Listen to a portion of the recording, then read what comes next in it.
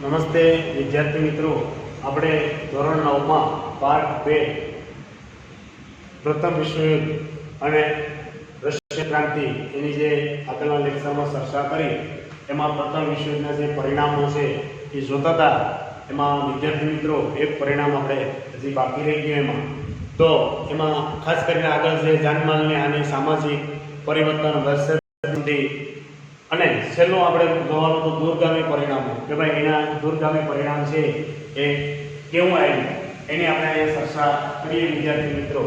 તો ખાસ જોઈએ તો અહીંયા આપણે જોઈએ કે ભાઈ યુદ્ધમાં પરાજિત રાષ્ટ્રો સાથે, યુદ્ધમાં જે પરાજિત રાષ્ટ્રો છે એ પરાજિત રાષ્ટ્રો સાથે સંધિ કરવામાં આવે. જે રાષ્ટ્રો પરાજિત થયા, હારી ગયા, એ બધા રાષ્ટ્રો સાથે તો કે અહીંયા સંધિ છે એ કરવામાં આવી. એમાં વેરની ભાવના સંધિ તો કરવામાં આવી, પરંતુ એમાં શું હતું?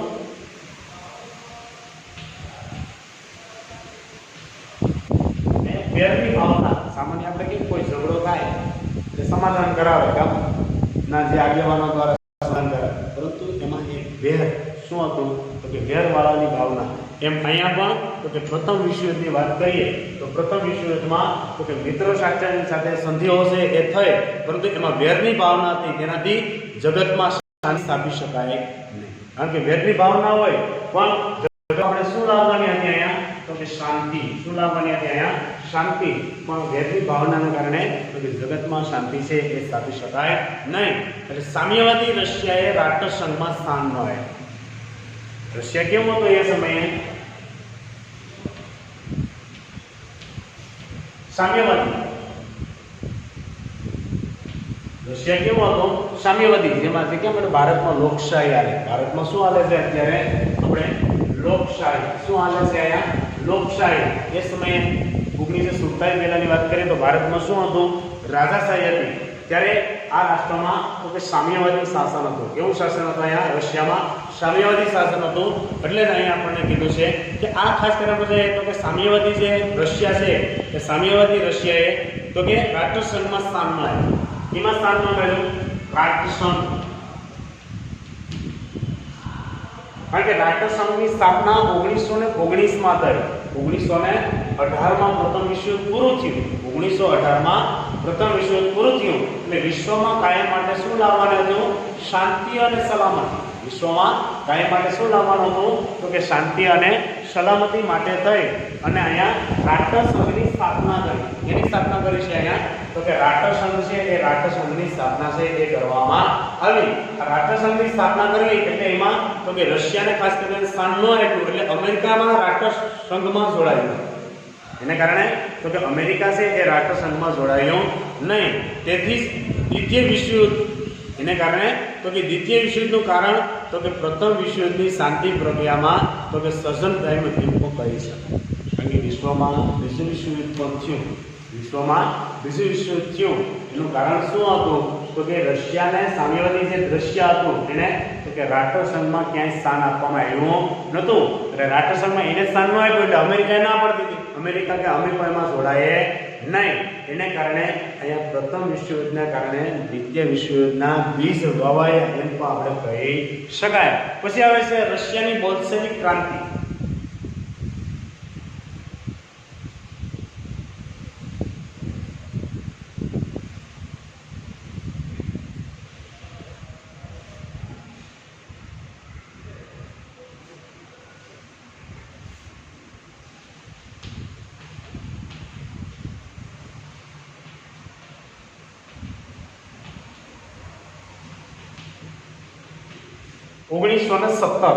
ક્યારે થઈ?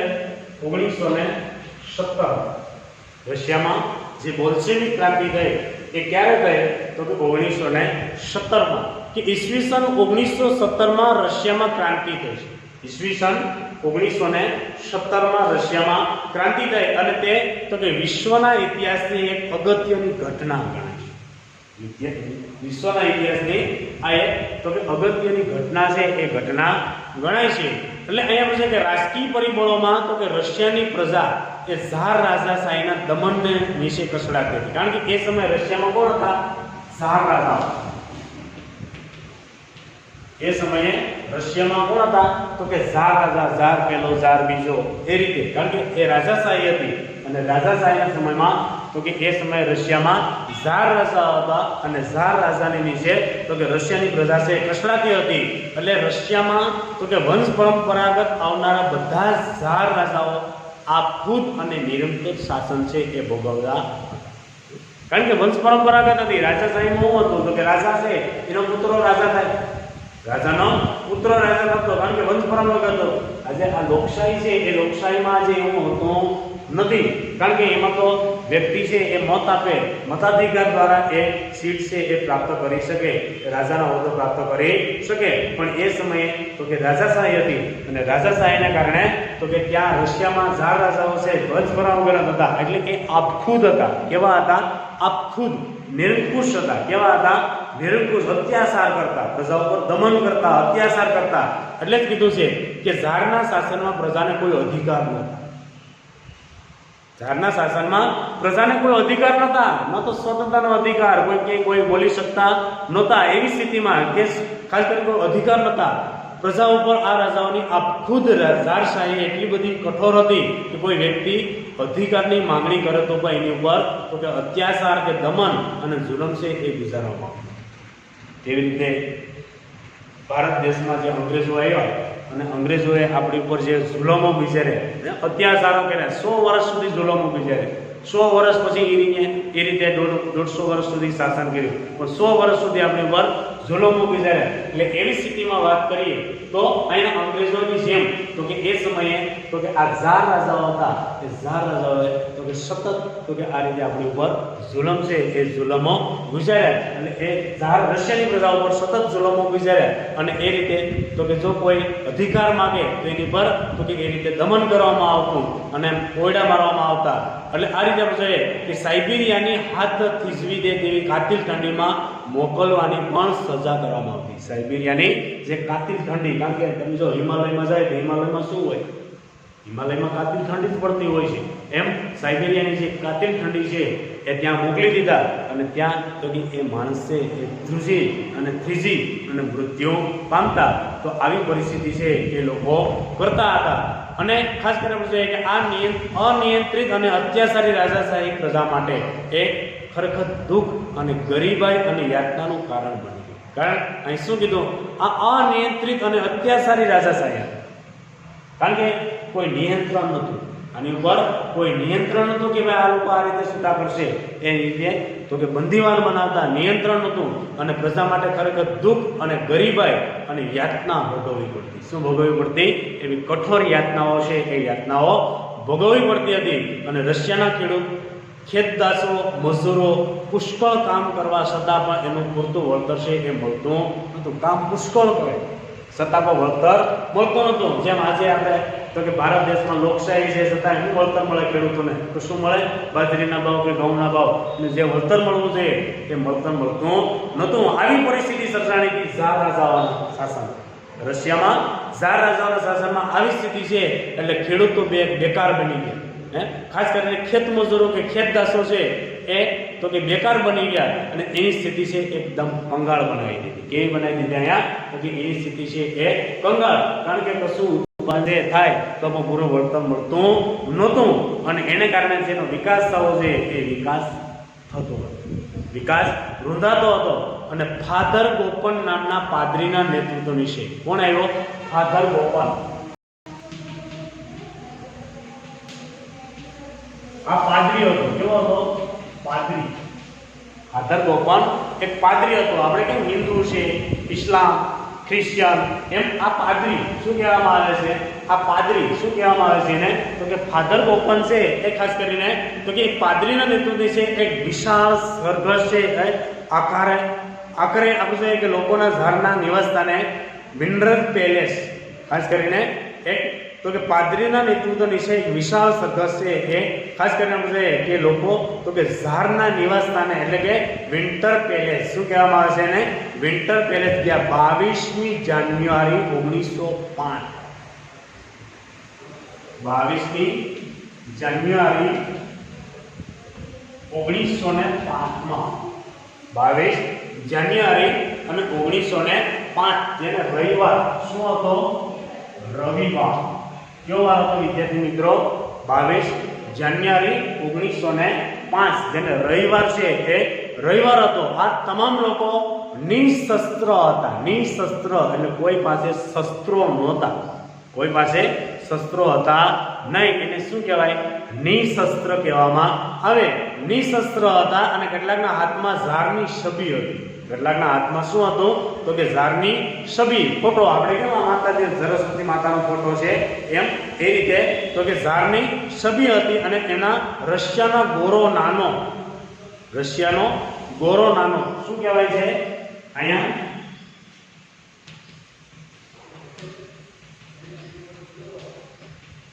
રશિયાનો ગોરો નાનો એનો મતલબ શું થાય છે કે પ્રભુ ઘણું જીવો રશિયાનો ગોરો નાનો એનો મતલબ શું થાય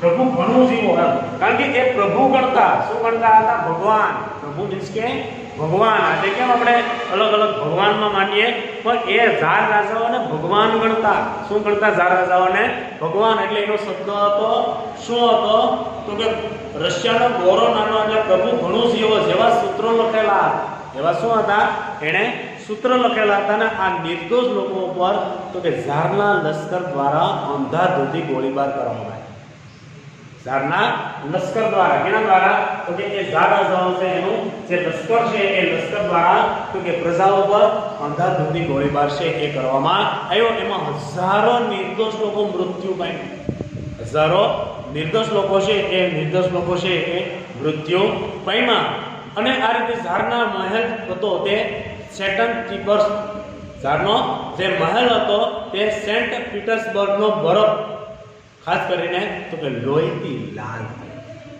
એનો જે સેન્ટ પીટર્સનો જે બરફ હતો ને બરફ એ લોહીથી લાલ થઈ ગયો અને આ દિવસને ઇતિહાસમાં લોહિયાળ રવિવાર શું કહેવામાં આવે છે આ દિવસને ઇતિહાસમાં લોહિયાળ રવિવાર શું કહેવામાં આવે છે 1905 22મી જાન્યુઆરી 1905 નો દિવસ જે રવિવાર હતો એ રવિવારને ઇતિહાસમાં લોહિયાળ રવિવાર તરીકે ઓળખવામાં આવે છે આ અરસામાં જ રશિયા અને જાપાન યુદ્ધ 1945 રશિયા અને જાપાન યુદ્ધ 1945 માં રશિયાના નાનકડા રાષ્ટ્ર જાપાને વિશાળકાય યુરોપ રાષ્ટ્ર રશિયાને આપેલી હારની ઝારશાહીની નબળાઈઓ સતી થઈ ગઈ કારણ કે ઝારની નબળાઈ સતી થઈ કારણ કે જર્મન એ સમયે તો કે જાપાને રશિયાને હાર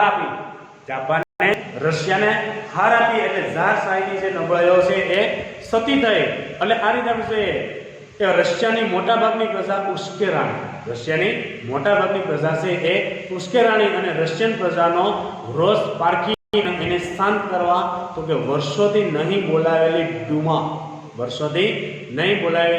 શું કહેવામાં આવે છે એને ડુમા જે આપણે સંસદ કહીએ ને આપણે એને શું કહીએ સંસદ બોલાવે ને વિધાનસભા બોલાવે સંસદ બોલાવે એમ એને ડુમા શું કહેવામાં આવે છે એને ડુમા DUMA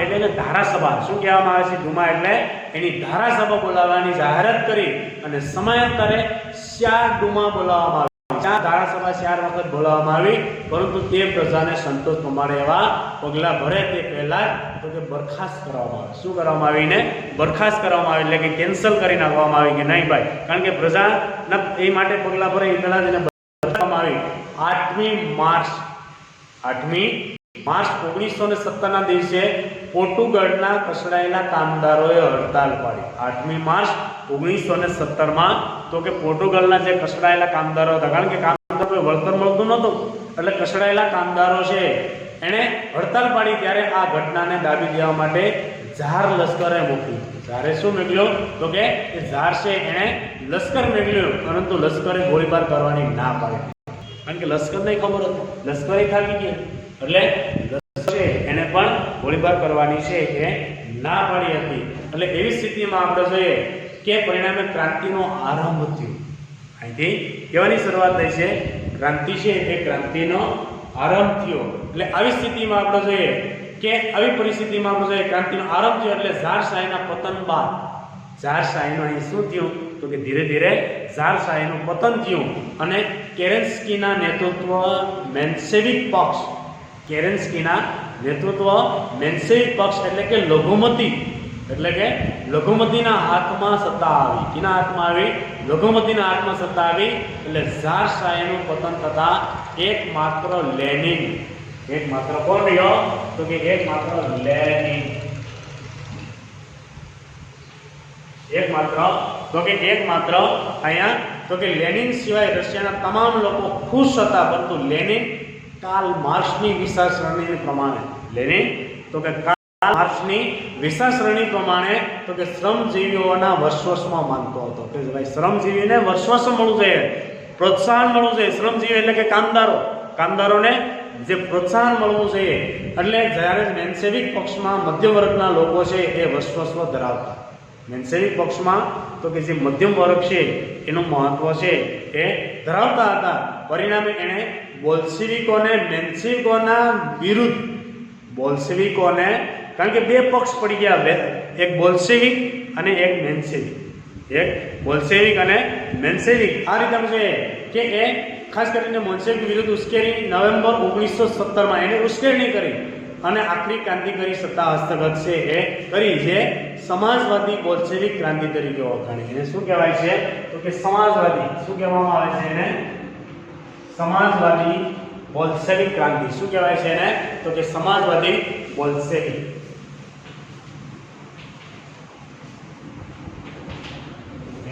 તો કે સમાજવાદી બોલ્શેવિક ક્રાંતિ છે એ કહેવામાં આવે છે. આમ ઝારશાહીનો તો કે 300 વર્ષ જૂનો તખ્ખો એટલે એની સત્તા, તખ્ખો એટલે કે એની જે સત્તા છે 300 વર્ષ સુધીની સત્તા હતી એ ઉખેડી ગઈ અને 300 વર્ષના ઇતિહાસમાં રશિયાની પ્રથમ વખત તો કે ઝાર વિનાનું બની ગયું. રશિયા પ્રથમ વખત તો કે એ ઝાર વિનાનું છે એ બની ગયું. હવે જોઈએ વિશ્વ શાંતિ માટેના પ્રયાસો.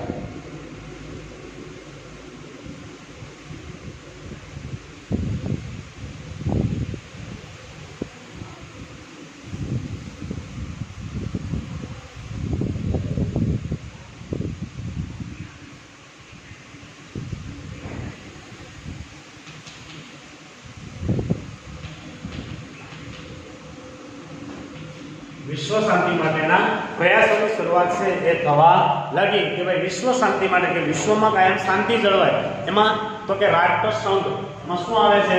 આગળ આપણે વાત કરીએ રાષ્ટ્રસંઘ શું આવે છે અહીંયા? તો કે વિશ્વ શાંતિ જાળવવા માટે તો કે રાષ્ટ્રસંઘ છે એની વાત કરીએ કે વિશ્વયુદ્ધની ભયાનકતાએ વિશ્વના દેશોની તો કે વિશ્વ શાંતિની અનિવાર્યતા છે એ સમજાવે. વિશ્વ શાંતિની અનિવાર્યતા છે એ સમજાવે અને એના માટે તો કે આંતરરાષ્ટ્રીય સંગઠનની આવશ્યકતા છે એ સમજાતા લોકોને એવું લાગ્યું કે ભાઈ વિશ્વમાં એક આંતરરાષ્ટ્રીય સંગઠન છે એ હોવું જોઈએ. કાયમ માટે શું જળવાઈ રહે? તો કે શાંતિ. શું જળવાઈ રહી છે અહીંયા? તો કે વિશ્વમાં કાયમ શાંતિ જળવાઈ રહે. એ માટે છે કે વિશ્વ શાંતિ દિશામાં સ્તરે અનેક સક્રિયપણે વિચારવાની ફરજ પડી. એટલે અમેરિકાના રાષ્ટ્રપતિ વુડરો વિલ્સન, અમેરિકાના રાષ્ટ્રપતિ ત્યારે કોણ હતા? વુડરો વિલ્સન, અને રાષ્ટ્રસંઘની સ્થાપના વિશે યોગદાન આપ્યું. વુડરો વિલ્સને રાષ્ટ્રસંઘ માટેની સ્થાપનામાં તો કે મહત્વનું યોગદાન આપ્યું. એટલે વુડરો વિલ્સન 14 મુદ્દાઓને આગળ ધરીને પેરિસ શાંતિ પ્રક્રિયામાં 10 જાન્યુઆરી 1920 ના દિવસે રાષ્ટ્રસંઘની રચના કરવામાં આવી, જેને લીગ ઓફ નેશન શું કહેવામાં આવે છે? એને લીગ ઓફ નેશન છે એ કહેવામાં આવે. 1920 માં ક્યારે થઈ? ઈસવીસન 1920 માં એની તો કે કાયમ માટે શાંતિ સ્થાપવા માટેની શરૂઆત. 1919 માં એનો તખ્ખો ઘડાઈ ગયો હતો, નક્કી થઈ ગયું હતું કે વિશ્વમાં શાંતિ જળવાય એવો પ્રયત્ન કરવાનો. એટલે અહીંયા 10 જાન્યુઆરી 1920 માં રાષ્ટ્રસંઘની રચના કરવામાં આવી. 10 જાન્યુઆરી ખાસ ધ્યાન રાખો. અહીંયા 10 જાન્યુઆરી 1920 માં ખાસ તેની સ્થાપના છે એ કરવામાં આવી. હવે રાષ્ટ્રસંઘના ઉદ્દેશો અહીંયા આપણે જોવાનું છે. રાષ્ટ્રસંઘ છે એ રાષ્ટ્રસંઘના ઉદ્દેશો, કે રાષ્ટ્રસંઘના ઉદ્દેશો ક્યાં છે? રાષ્ટ્રસંઘના જે ઉદ્દેશો છે એ ઉદ્દેશો ક્યાં છે? કે આંતરરાષ્ટ્રીય શાંતિ અને સલામતી જાળવવી. આંતરરાષ્ટ્રીય એકબીજાએ શાંતિ જાળવવી, ઝઘડો નહીં કરવો. પછી દરેક રાષ્ટ્રએ અન્ય રાષ્ટ્રોની અખંડતા જાળવવી. અખંડતા એટલે કે જેની સ્વતંત્રતા છે એ જાળવવી. કોઈ ઉપર જોખમીથી કોઈને ગુલામ બનાવી શકાય નહીં, એ રીતેની અખંડતા જાળવવી. યુદ્ધ નીતિને ત્યાગ કરવો, કોઈએ યુદ્ધ નહીં કરવું, કોઈએ યુદ્ધ નહીં કરવું. અને આંતરરાષ્ટ્રીય સંબંધો વિકસાવવા, એકબીજાએ સંબંધો વિકસાવવા અને આંતરરાષ્ટ્રીય ઝઘડાઓમાં શાંતિમય તરીકે મધ્યસ્થી દ્વારા ઉકેલ લાવવો. કે ભાઈ આંતરરાષ્ટ્રીય ઝઘડા હોય એમાં તો કે એકબીજાએ મધ્યસ્થ લઈ દ્વારા ઉકેલ છે એ લાવવો. અને જો કોઈ રાષ્ટ્રની એ મધ્યસ્થની અવગણના કરે તો એને બળવાખોર રાષ્ટ્ર જાહેર કરી દે. એ બળવાખોર છે. આમ વિશ્વ શાંતિની સ્થાપના કરવા માટે જે સ્થપાયેલા રાષ્ટ્રસંઘ એ મહાસત્તાઓની સામ્રાજ્યવાદી નીતિને અંકુશમાં રાખી શક્યું નહીં. કારણ કે આ જે ઉદ્દેશથી જે સ્થાપના થઈ રાષ્ટ્રસંઘની, પણ મહાસત્તાઓ છે એની ખાસ કરીને આપણે જોઈએ તો કે મહાસત્તાની નીતિઓ છે એ નીતિને અંકુશમાં રાખી શક્યું નહીં. અને 1939માં દ્વિતીય વિશ્વયુદ્ધની શરૂઆત છે એ થઈ શકી હતી. તો વિદ્યાર્થી મિત્રો, અહીંયા આપણે આ પાઠ છે એ પૂર્ણ કરીએ. બીજો પાઠ અહીંયા આપણે પૂર્ણ કરીએ. દરેક સ્વાધ્યાય છે એ ખાસ સ્વાધ્યાયમાં ટીક કરી લે અને સ્વાધ્યાય ટીક કરી અને વ્યવસ્થિત સ્વાધ્યાય પોથી લઈ અને એમાં દરેકે પૂરવાનું છે. એમાં પહેલો પ્રશ્ન છે, નીચેના પ્રશ્નોના મુદ્દાસર જવાબ આપો.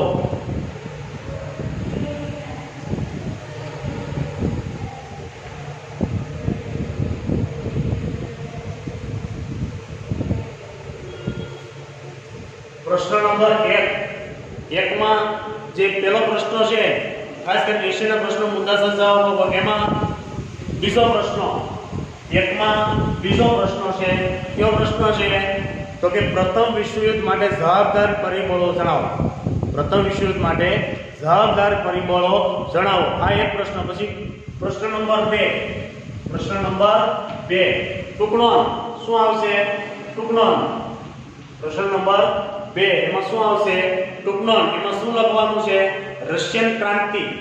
એમાં પહેલી રશિયન ક્રાંતિ અને ત્રીજી રાષ્ટ્રસંઘના ઉદ્દેશો. ત્રીજો નંબર રાષ્ટ્રસંઘના ઉદ્દેશો. આ ટૂંકનોંધ લેસનમાં. પછી કારણો. ત્રીજો પ્રશ્ન.